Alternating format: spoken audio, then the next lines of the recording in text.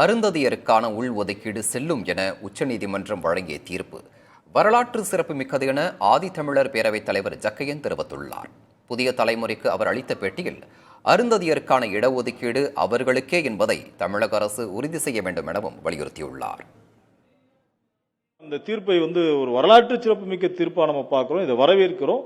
அதே நேரத்தில் வேலை வாய்ப்புகளில் அருந்ததியர்கள் இல்லாத பட்சத்தில் பிற பட்டியலினத்தவர்களை வைத்துக் கொண்டு அந்த ஒதுக்கீட்டை நிரப்பலாம் என்கிற ஒரு திருத்தம் என்பது திமுக அரசாலேயே அந்த காலகட்டத்தில் கொண்டு வரப்பட்டது.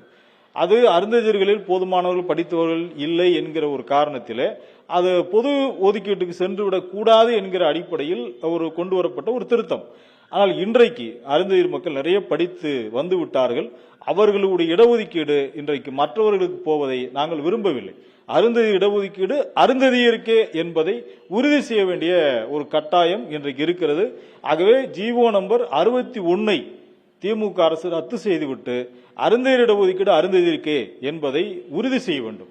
அப்போதுதான் சமூக நீதி என்பது கல்வியில் மட்டுமல்ல வேலை வாய்ப்புகளிலும் அவர்களுக்கான சமூக நீதி என்பது கிடைக்கும்.